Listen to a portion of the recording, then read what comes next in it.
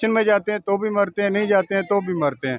तो इनको अब फ्यूचर वो जो है ना वो बिल्कुल ज़ीरो नज़र आ रहा है। जो ईमानदार आ गया, तो SHO साहब आगे हैं, इंशाल्लाह इनकी डंडा ठुकाई होगी।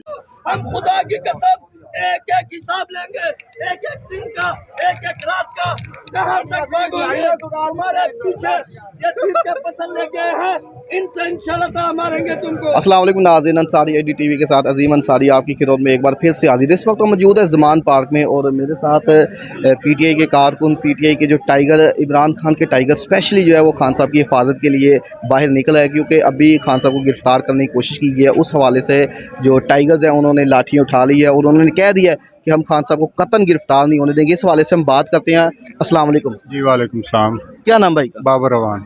अच्छा बाबर भाई, अभी मुतअद्दिद बार कोशिश की गई है खान साहब को गिरफ़्तार करने की, अभी आपने लाठियाँ भी उठाई हुई हैं, तो क्या खान साहब को गिरफ़्तार कर सकते हैं? सवाल ही नहीं पैदा होता। आज 40 दिन हो गए, हम खुद इंतज़ार में बैठे हुए हैं कि यार रोज़ कहते हो हम आ रहे हैं और कहाँ रह जाते हो।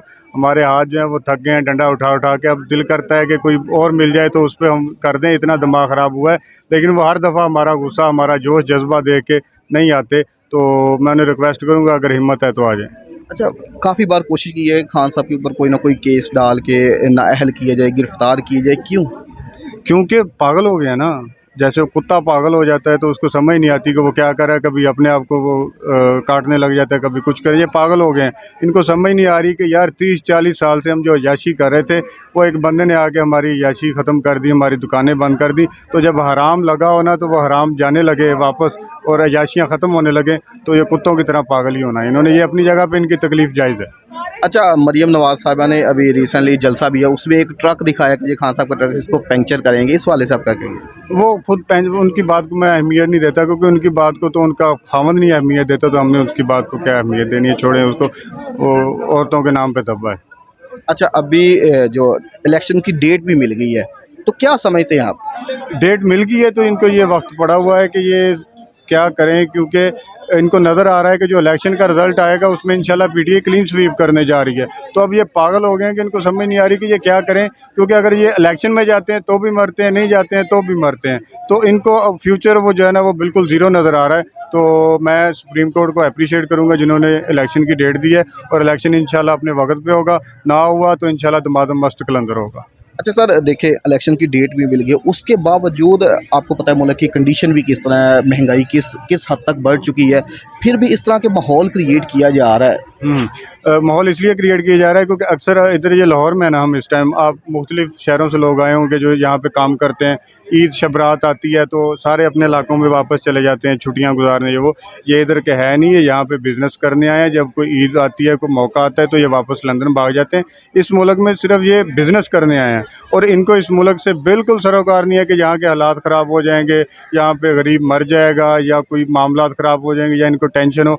नहीं है, क्योंकि ये यहाँ पे रहते नहीं है। इनके लिए ये है कि डू एंड आई है, बंदे मारने हैं मार दो, जो करना है कर दो, लेकिन खुदारा इमरान खान को कहीं किसी हिसाब से साइड पे कर दो। इसलिए इनको इस मुल्क की फ़िक्र नहीं है, तो इनके लिए ये कोई मसला नहीं है। ये मुल्क की फ़िक्र सिर्फ इमरान खान को है, इसलिए आज इतने दिनों से हम रोडों पे हैं और इस मुल्क के लिए, इस मुल्क की मोहब्बत के लिए हम यहाँ पे रात दिन खान साहब की सिक्योरिटी पे मामूर हैं।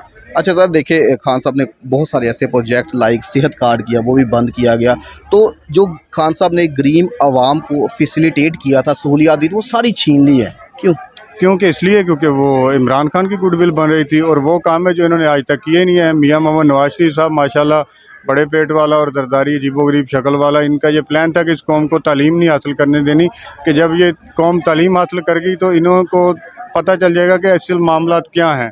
तो ये दोनों हो गए हैं पागल, तो इनका जो है ना इंशाल्लाह अल्लाह ताला खैर करेगा। अच्छा सर, एक तरफ 13 जमातें इकट्ठी होगी और एक तरफ अकेला इमरान खान, क्या समझते हैं आप कितनी मार्जिन से जो है वो PTI विन करे? इमरान खान अकेला नहीं है, इमरान खान के साथ पूरी कौम है और सबसे बड़ी चीज़ कि अल्लाह ताला की ज़ात इमरान खान के साथ है। बाकी ये 13 देखे ना कि कल वो उसको चोर कहता था, वो उसको चोर कहता था, आज ये सारे इकट्ठे हैं।